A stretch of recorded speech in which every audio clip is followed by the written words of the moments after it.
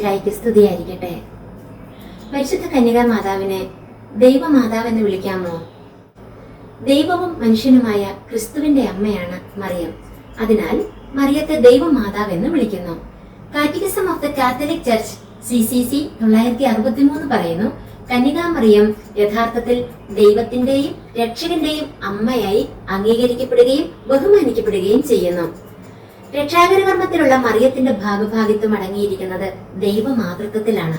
പരിശുദ്ധ ത്രിത്വത്തിലെ രണ്ടാമത്തെ വ്യക്തി മനുഷ്യനായി അവതരിച്ച ദൈവസുതനായ ക്രിസ്തുവാണെന്നും പരിശുദ്ധ കന്യകാ മറിയം ആ ദൈവസുതന് തന്നിലൂടെ ഈ ഭൂമിയിൽ ജന്മം നൽകിയതുകൊണ്ട് ദൈവമാതാവാണെന്നും ഉള്ള വിശ്വാസമാണ് ദൈവമാതൃത്വം എന്നതുകൊണ്ട് അർത്ഥമാക്കുന്നത്.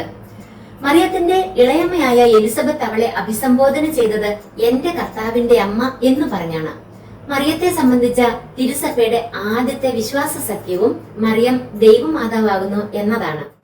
ദൈവമാതൃത്വം എന്നത് പരിശുദ്ധ മറിയത്തിന് സംസിദ്ധമായ വരങ്ങളിൽ വെച്ച് ഏറ്റവും ശ്രേഷ്ഠമായതാണ്. 1-ാം നൂറ്റാണ്ടിന്റെ ആരംഭം മുതലാണ് ക്രൈസ്തവ ചിന്തയിൽ മറിയത്തിന്റെ ദൈവമാതൃത്വത്തെ കുറിച്ചുള്ള വിശ്വാസം രൂപം കൊണ്ടത്. റോമിലെ മെത്രാനായിരുന്ന ഹിപ്പോളിറ്റസ് ആണ് മറിയത്തെ ദൈവമാതാവെന്ന് ആദ്യമായി വിളിച്ച സഭാ അധികാരി. വിശുദ്ധ അത്തനോസിയോസിന്റെ കാലം മുതലാണ് ദൈവമാതാവ് എന്ന പദപ്രയോഗം സഭയിൽ പൂർണ്ണമായും അംഗീകരിക്കപ്പെട്ടത്. 431 എഫേസോസ് സാർവത്രിക സൂനഹദോസിൽ വെച്ചാണ് മറിയത്തിന്റെ ദൈവമാതൃത്വം ഒരു വിശ്വാസ സത്യമായി സഭ പ്രഖ്യാപിച്ചത്. ദൈവമാതൃത്വത്തിനെതിരായ ഒരു അബദ്ധ സിദ്ധാന്തമാണ് നെസ്തോറിയനിസം.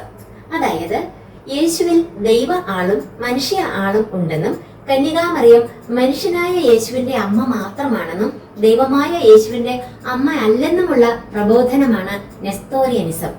ഈ അബദ്ധ സിദ്ധാന്തം പ്രചരിപ്പിച്ചത് കോൺസ്റ്റാന്റിനോപ്പിളിലെ മെത്രാപ്പൊലിത്തയായ നെസ്തോറിയൂസ് ആയിരുന്നു. അതിനാൽ ഇതിനെ നെസ്തോറിയനിസം എന്ന് വിളിക്കുന്നു. നെസ്തോറിയനിസത്തിനെ എതിർത്തുകൊണ്ടുള്ള എഫേസോസ് സൂനഹദോസിന്റെ ദൈവമാതൃത്വത്തെ കുറിച്ചുള്ള നിർവചനം ഇങ്ങനെയാണ്: എമ്മാനുവേൽ യഥാർത്ഥത്തിൽ ദൈവമാണെന്നും തൽക്കാരണത്താൽ പരിശുദ്ധ കന്യക യഥാർത്ഥത്തിൽ ദൈവത്തിന്റെ അമ്മയാണെന്നും വിശ്വസിച്ച് ഏറ്റുപറയാത്തവൻ തിരസ്കൃതനാകട്ടെ. മറിയത്തിന്റെ ദൈവമാതൃത്വത്തെ പറ്റി എഫേസോസ് സൂനഹദോസ് നൽകിയ നിർവചനം Chalcedon, 2-ാം Constantinople, 3-ാം Constantinople, 3-ാം Lateran, 2-ാം Vatican എന്നീ സൂനഹദോസുകൾ ആവർത്തിച്ചിട്ടുണ്ട്.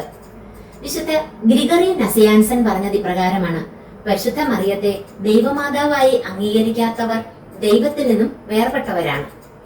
ദൈവമാതൃത്വത്തെ കുറിച്ച് മാർട്ടിൻ ലൂഥർ എന്താണ് പറയുന്നത്?